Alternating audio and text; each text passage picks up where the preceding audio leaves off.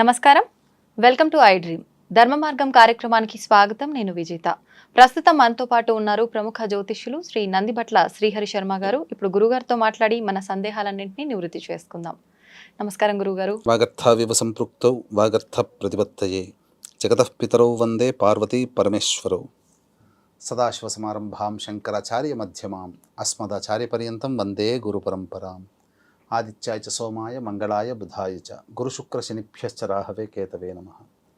శృంగేరి పీఠాధిపతులకి, కంచి పీఠాధిపతులకి నమస్కారములు తెలియజేసుకుంటూ కార్యక్రమాన్ని ప్రారంభిద్దాం. గురుగారు, ముఖ్యంగా మనకు శ్రావణ మాసం అనగానే నిత్య దీపారాధన ప్రతి ఒక్క రోజు కూడా మనకి ఇంపార్టెంటే. ఆ దీపారాధన, దైవారాధనతో పాటు వ్రతాలు కూడా ఆచరిస్తూ ఉంటారు. అందులో భాగంగా తీసుకుంటే మంగళగౌరి వ్రతం ఒకటి. ఈ వ్రతాన్ని ఎవరు ఆచరించాలి? వివాహం కాని వాళ్ళ, లేదు ఎవరైనా ఆచరించవచ్చా? కొంతమంది చెప్తుంటారు వివాహమైన కొత్తల్లోనే ఈ వ్రతం చేసుకోవాలి అని చెప్పి. అసలు ఈ వ్రతం ఎందుకు చేయాలి?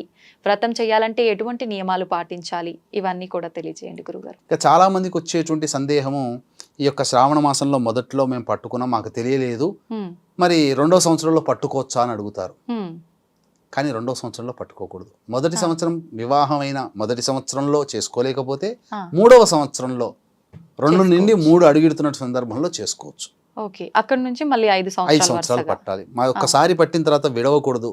ఎందుకంటే ఆ దేవతకి కోపం వస్తుంది. కానీ ఒకప్పుడు కేవలము సాంప్రదాయమైనటువంటి కుటుంబాల్లోనే, ధనికుల కుటుంబాలలోనే ఈ యొక్క నియమాన్ని పాటిస్తున్నారు. కానీ వీక్షించేటువంటి ఐడ్రీమ్ ప్రేక్షకుల్లో మీ పిల్లల యొక్క 5వతనం గట్టిగా ఉండాలి అని అంటే ఈ వ్రతాన్ని మీరు కుల వర్గ విచక్షణ అనేది లేకుండా అందరూ ఆచరించండి. అందరికీ ఈ యొక్క ఫలితాన్ని మీరు అందించిన వాళ్ళు అవుతారనే ఉద్దేశంతోనే ఈ యొక్క రహస్యాన్ని మీకు అందరికీ తెలియచేస్తున్నాం. ఎందుకంటే శ్రావణ మాసం అనగానే చిన్న పెద్ద అనే తేడా లేకుండా అందరి ఇళ్లలో లక్ష్మీ పూజలు చేసుకుంటారు. కానీ మంగళగౌరి పూజలు చేసుకునే వాళ్ళు చాలా శాస్త్రీయమైన కుటుంబాల్లో తప్ప అందరూ చేసుకోలేరమ్మా. కాబట్టి ఈ యొక్క అవకాశం అందరికీ రావాలనేటువంటి ఉద్దేశంతో అందరికీ చెప్తున్నాను. అందరూ పాటించండి.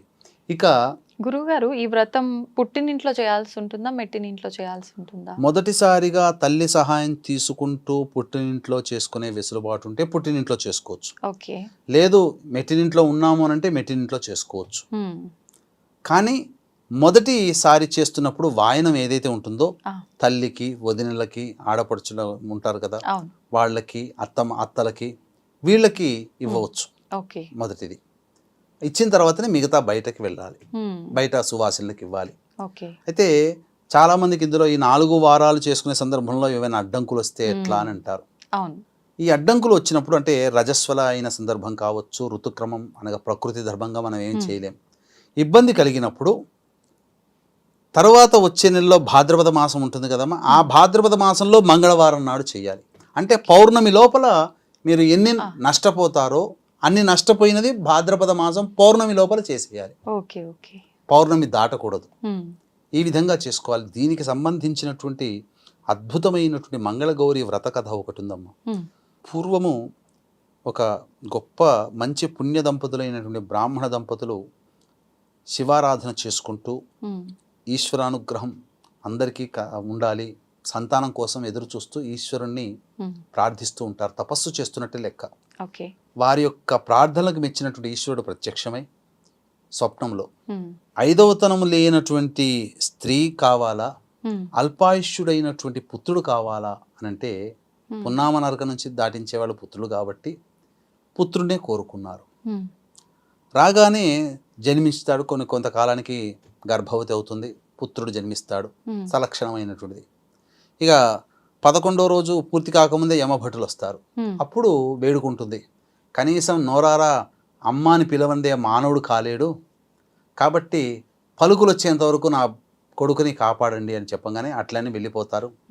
పలుకులన్నీ వచ్చేంత వరకు కూడా ఉంటారు. యమభటులు రాగానే చక్కగా జన్మించినటువంటి కొడుకుకి ఉపనయన సంస్కారం చేస్తే కానీ నేను తండ్రిని కాలేను, కాబట్టి వీడు కూడా ద్విజన్మ అనేటువంటిది రాదు, కాబట్టి ఉపనయన సంస్కారం అయ్యేంత వరకు మీరు మా వాడి ఆయుష్ను కాపాడండి అంటే యమభట్లు అలాగని వెళ్ళిపోతారు. ఉపనయనం అయ్యేంత వరకు ఉంటుంది. ఉపనయనం అవుతుంది. ఉపనయనం అయిపోయిన తర్వాత కొంతకాలానికి, కొన్ని రోజులకి తల్లి ఏడుస్తుంది. ఎందుకమ్మా ఏడుస్తున్నావు ఇట్లా అంటే, నాయన నీకు ఇట్లా వరం అనేటువంటిది జరిగింది, నువ్వు ఇలా అల్పాయుష్యుడు కోరుకున్నాము, అందుకనే ప్రతి సందర్భంలో నిన్ను పట్టుకొని వెళదాం అనుకున్న సందర్భంలో కల్లా మేము మళ్ళీ ప్రాధేయపడితే వాళ్ళు వదిలిపెట్టారు. ఇక ఉపనయన సంస్కారం అయిపోయింది, ఇక ఎంత ప్రాధాయపడినా లేదు, ఇక నువ్వు మా నుంచి దూరం అవుతావు నాయన అని అంటే, అప్పుడు ఉపనయనం జరిగితే మనిషికి మేధస్సు సంస్కారం కలుగుతుంది కదమ్మా, జ్ఞానం వస్తుంది. ఆ జ్ఞానం కలిగినటువంటి ఆ బాలుడు, అమ్మ నేను ఎట్లాగో గొప్ప గొప్ప పుణ్యకార్యాలు చేయాలంటే నా శరీరం ఉండదు, కాబట్టి ఉన్నంతలోనే పుణ్యం చేసుకోవాలి, కాబట్టి నేను కాశీకి వెళ్తానమ్మా, కాశీకి వెళ్ళి విశ్వేశ్వరుని దర్శనం చేసుకొని వస్తాను, నువ్వు నాకు అనుజ్ఞ ఇవ్వమ్మా అని చెప్పి తల్లిదండ్రులు ఇద్దరిని వేడుకుంటాడు. వేడుకున్న తర్వాత ఇద్దరు ఓకే అని చెప్పేసేసి ఆశీర్వదించి వెంట మేనమామనిచ్చి పంపిస్తారు. అలా వెళుతూ వెళుతూ వెళుతూ ఉన్నప్పుడు అవంతి రాజ్యానికి చేరుకుంటారు. చేరుకున్న తర్వాత ఒక పూదోటలో సేద తీరుతుంటారు. ఆ పూదోటలోకి సాయం సంధ్యా సమయంలో ఆ రాజ్య కుమార్తె తన చెలికత్తెలతో వచ్చి బంతులాటలు ఆడుకుంటూ ఉండగా ఏదో ఘర్షణ జరుగుతుంది. అప్పుడు చెలికత్తెలు కొన్ని అపప్రదమైన మాటలు మాట్లాడతారు. నువ్వు విధవ వైపోవుగాక అనే అర్థం వచ్చేటట్టుగా, అంటే భర్త చనిపోవాలి పెళ్ళైన తర్వాత అనే అర్థం వచ్చేటట్టుగా తిట్లు తిడతారు. అంతటా ఆ బాలిక, మీ తిట్లేమీ సాగవు, మా అమ్మ ఈరోజు నాకు మా వాళ్ళు పెళ్లి నిశ్చయం చేశారు, మా అమ్మ నోచుకున్నటువంటి నోము ఈరోజు గౌరీ నోము, నాకు వాయనం ఇస్తుంది మా అమ్మ, కాబట్టి నాకు చక్కగా దీర్ఘాయుష్మంతుడైనటువంటి భర్తే లభిస్తాడు అని చెప్పి చెబుతుంది. చెప్పి ఆ పుట్టలో ఉన్నటువంటి పూలని వదిలేస్తే అవన్నీ చెట్టుకొమ్మ కతుక్కుంటాయి. ఇంతటా దూరం నుంచి ఆ బాలుడు చూస్తుంటాడు, మా అమ్మ నాన్న వాళ్ళందరూ నేను అల్పాయుష్యుడు అని చెప్పి బాధపడుతున్నారు కదా, నిజమే కావచ్చు, నేను ఈ అమ్మాయిని కనుక వివాహం చేసుకుంటే నేను మృత్యుంజయుడిని అవుతాను అని చెప్పి మనసులో అనుకుంటాడు. ఇదే విధముగా ఆ యొక్క పెళ్లికి సందర్భంగా వాళ్ళు వెళతారు. ఆ సమయంలో వివాహం చేసుకునేటువంటి వరుడు ఎవరైతే ఉన్నాడో అతను అనారోగ్య కారణం వల్ల నేను రాలేకపోతున్నాను, మా రాజ్యం నుంచి మేము రాలేకపోతున్నాం, వాయిదా వేసుకుందాం అని చెప్పి కబురంపుతారు. అంతటా ఆ రాజు చాలా బాధపడుతూ ఇది అవమానంగా భావిస్తాడు. భావించి ఊళ్ళో ఉన్నటువంటి వాళ్ళకిచ్చి వివాహం చేస్తే తెలిసిపోతుంది ఎవరు రావట్లేరు కనుక అని చెప్పి, అది తెలవకుండా ఉండాలంటే కొత్త వ్యక్తి ఎవరైనా ఉన్నారా చూడండి అని అంటే అప్పుడు ఈ మేనమామ అల్లుడు కనబడతారు. ఆ అబ్బాయికి ఇచ్చి వివాహం చేస్తారు, ఇతనే అనుకున్నటువంటి అని చెప్పి అందరి ముందర వివాహం చేస్తారు. చక్కగా వివాహం అయిన తర్వాత శయ్య నిద్రకు వెళతారు. ఉన్న తర్వాత ఆ అమ్మాయికి కలలో కనిపిస్తుంది అమ్మవారు. అమ్మ అంటే ఈ వివాహం అయిన తర్వాత ఆ రాజకుమారి తల్లి వాయనం ఇస్తుంది, గౌరీ వాయనం ఇచ్చిన తర్వాత ఆ అమ్మవారి అనుగ్రహం అమ్మాయి మీద ఉంది కాబట్టి కలలో కనిపించి, అమ్మ నీ భర్తకి ఈ రోజున ఒక పాము కాటేయబోతుంది, నువ్వు రక్షించుకో నీ భర్తని అని చెప్పి చెప్పడంతో దడాలమని మేలుకుంటుంది. చూడగానే భర్తని కాటు వేయడం కోసం త్రాచు పాము వస్తుంది. వెంబడే భర్త తొడ మీద కాలు పెట్టి పైన ఆ వాళ్ళ అమ్మ వాయనం ఇస్తుంది కదా, ఆ వాయనం ఇచ్చినటువంటి గిన్నె ఏదైతే ఉందో ఆ గిన్నెని తీసి ఆ పాముని పట్టుకొని ఆ గిన్నెలో పెట్టి రవిక గట్ట గుడ్డ చుడుతుంది. గుడ్డ జుట్టిన తర్వాత అది ఆ విధంగా పక్కకు పెట్టేస్తుంది. తర్వాత 2-3 రోజులకి మేనమామ అల్లుళ్ళు కాశీయాత్ర పోవాలి కాబట్టి వెళ్ళిపోయారు. వెళ్ళిపోయిన తర్వాత అప్పుడు వీళ్ళందరూ కూడా ఇక ఈ అమ్మాయికి వివాహం అయింది కదా, అప్పుడు అసలు ఉన్నటువంటి వ్యక్తి ఉన్నాడు కదా పెళ్లి కొడుకు, నేను పెళ్లి చేసుకోవడానికి వస్తున్నాము అని చెప్పి కబురు అంపుతాడు. అంపిన తర్వాత అప్పుడు పెళ్లికి ఏర్పాటు చేస్తుంటే నేను చేసుకోను, నేను మొట్టమొదటి నా మెడలో ఎవరు తాళి కట్టాడో ఆ వ్యక్తే నాకు భర్త అని చెప్తుంది. అంటే నీ భర్త ఏంటమ్మా సాక్ష్యం అంటే ఈ విధంగా చెప్తూ ఆ భర్త ఆయుష్ పోతుంది అనగానే ఇట్లా పాము ఇలా కరవడానికి వచ్చిందని చెప్పి అప్పుడు తాను ముడి వేసినటువంటి కుండలో ఉంది కదా తీస్తే అది బంగారు పాము అయి కూర్చుంటుంది. ఇక అప్పుడు అందరూ కూడా ఎవరు ఏం చేసి ఎంతటికీ ఆ అమ్మాయి చెప్పిన వినకపోతే నాకు ఆయనే భర్త అని అంటే, మరి ఎట్లా అమ్మాను అంటే నాకు 1 సంవత్సరం నాకు సమయం ఇయ్యి, కానీ నాన్న నేను చెప్పిన మాట ఒక పని చేయి నాన్న అని అంటుంది. నువ్వు 1 సంవత్సరం వరకు కూడా అన్నదాన కార్యక్రమం పెట్టు, వచ్చిన వాళ్ళకందరికీ నేను తాంబూలాలు ఇస్తుంటాను అని షరతు పెడుతుంది. సంవత్సరం వరకు నాకు సమయం ఇయ్యి, తర్వాత నేను ఈ మాట వింటాను అంటుంది. ఈ లోపల అక్కడ మేనమామ అల్లుడు ఇద్దరు కూడా చక్కగా కాశీ దర్శనం చేసుకొని విశ్వనాథుని యొక్క అనుగ్రహాన్ని పొంది తిరుగు టపాలో వస్తుంటారు. వాళ్ళు వచ్చే సమయంలో ఇదివరకు గత సంవత్సరం ఎక్కడైతే దిగారో ఆ పూదోట దగ్గరనే అక్కడికే వస్తారు. అన్నదానం ఎలాగో జరుగుతుంది కదా, వచ్చి భోజనం చేస్తుంటారు. చేసిన తర్వాత తాంబూలం ఇచ్చాడు, ఇతనే నా భర్త అని చెప్పి గట్టిగా అరిచేస్తుంది ఆమె. అనగానే అందరూ చూసి నీ భర్తని రుజువేంటి అని అంటాడు. నా పెళ్లి రోజున నేను ఆయనకి తొడిగిన ఉంగరం ఉంది, తెప్పించండి అని చెప్పి తెప్పిస్తుంది. ఆ ఉంగరం ఆ అబ్బాయికి పెట్టగానే సరిపోతుంది. ఆ, సరిపోయిన తర్వాత అందరూ కూడా రాజు వీళ్ళందరూ కూడా సంతోషంగా ఉంటారు. ఉన్న తర్వాత ఆ వ్రతాన్ని తల్లి అక్కడ ఆ అమ్మాయి చేత ఆచరింపచేస్తుంది. ఓకే. చేసిన తర్వాత ఆ పూజా విధానంలో కథ చదువుకుంటూ ఆ యొక్క కాటుకను పట్టుకునే విధానం ఉంటుంది. కత్తితో కానీ చెంచాతో కానీ ఏదైనా ఒక విధంగా ఆ కాటుకని చక్కగా తీసి భరిణిలో పెట్టి ఆ తండ్రి ఏం చేస్తాడంటే ఆ అమ్మాయికి సారెలు ఇవన్నీ పెట్టి పంపిస్తారు కదా పెళ్ళైన తర్వాత, భాండాగారాలు వస్తువులతో సహా. ఆ విధంగా అత్తగారింటికి పంపుతారు. పంపిన తర్వాత ఈ లోపల అక్కడ ఏమైపోతుంది, ఆ పిల్లవాడి తల్లిదండ్రులు ఆ కొడుకు రావట్లేడే అని చెప్పి బాధపడుతూ ఏడుస్తూ ఏడుస్తూ చివరికి కళ్ళు పోగొట్టుకుంటారు. ఇద్దరు కూడా కళ్ళు పోతాయి వారికి. ఆ యొక్క కొడుకు యొక్క రావట్లేడనే బాధ, కొడుకు లేడేమో అనే బాధ. ఇంతటా ఊరి వాళ్ళందరూ కూడా నీ కొడుకు ఎవరో అమ్మాయిని వివాహం చేసుకున్నాడు, కోలాహలంగా మంది మార్బలంతో వస్తున్నాడంగానే వీళ్ళందరూ వెటకారం చేస్తున్నారేమో అనుకుంటుంటారు. అంతటా ఆ విధంగా కోడలు ఇంటికి రాగానే వాళ్ళ యొక్క స్థితిని చూసి తన వెంట తెచ్చుకున్నటువంటి భరిణిలో ఉన్నటువంటి కాటికని వాళ్ళ కళ్ళకు పెడుతుంది. వెంబడే వాళ్ళకి తిరిగి చూపు వస్తుంది. తర్వాత అప్పుడు అందరూ కూడా ఆనందభరితులవుతారు. నీ భర్త చచ్చిపోతాడని చెప్పేసి నీ వరం ఉంది కదా, ఇదంతా ఎలా దాటగలిగావు అని చెప్పి ఆ ఊళ్ళో వాళ్ళందరూ అడుగుతారు.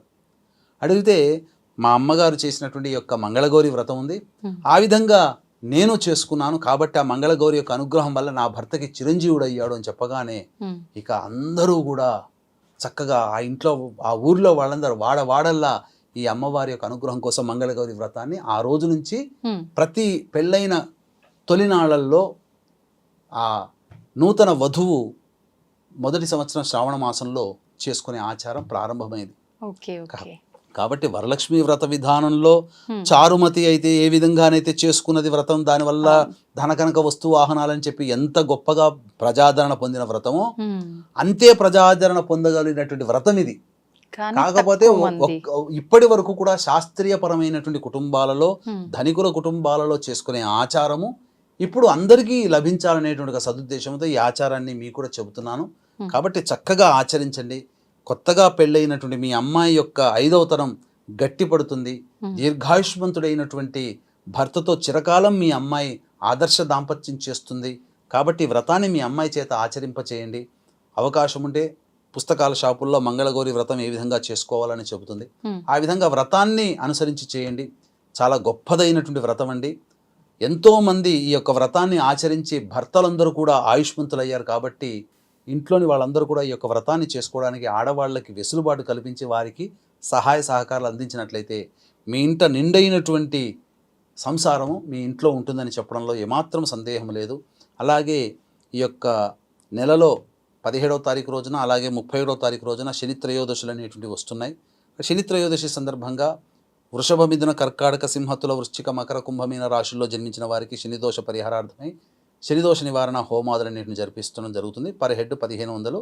2 జరిపించుకున్నట్టయితే మీకు 2టికి నమోదు చేసుకోవచ్చు. అవకాశం ఉన్న వాళ్ళు కార్యక్రమ తదనంతరం కాంటాక్ట్ చేసి పూర్తి వివరాలు తెలుసుకోవచ్చు. సంతోషం గురుగారు. మీరు చెప్పినట్టుగా చాలా వరకు శ్రావణ మాసం అనగానే వరలక్ష్మి వ్రతం ఎక్కువగా ఆచరిస్తుంటారు, కానీ మంగళగౌరి వ్రతం అనేసరికి చాలా తక్కువ మంది మాత్రమే ఆచరిస్తూ ఉంటారు. అందులో ప్రతి వారము 5 సంవత్సరాల పాటు అనేసరికి వీలవుతుందో లేదో, ఎలా ఉంటుందో, ఇలాంటి సందేహం వల్ల కూడా ఆగిపోయే వాళ్ళు ఉంటారు. అలా కాకుండా భర్త ఆయుష్ బాగుండాలి అని అంటే ఈ వ్రతం ఆచరించుకుంటే చాలా బాగుంటుంది. చాలా మంచిదమ్మా. ద్రౌపది ఆచరించి అజేయులైనటువంటి పాండవులు పొందారు. ఇంకా చెప్పాలంటే ప్రేక్షకులకు చెప్పాలంటే నా వివాహం అయిన తర్వాత మా ఆవిడ కూడా 5 సంవత్సరాలు ఆచరించిందమ్మా. అదృష్టవశాత్తు 5వ సంవత్సరంలో వాళ్ళ బంధువుల అమ్మాయి వివాహం అవుతుంటే ఆ వివాహం అయ్యే అమ్మాయికి మంగళసూత్ర ధారణ అవన్నీ ఉద్యాపనలో భాగంగా వస్త్రములు, గాజులు, రవిక పట్ట, అలాగే పట్టు చీర ఇవన్నీ కూడా ఇచ్చి వాయనం ఇచ్చి వ్రత సమాప్తి చేసుకుంది. ఈ విధంగా వ్రత సమాప్తి మాత్రం ఖచ్చితంగా నియమాన్ని పాటించాలి. ఈ విధంగా చేసుకున్న వాళ్ళకి చిరంజీవి కలిగినటువంటి భర్త ఉంటాడు, అందులో సందేహమే లేదు.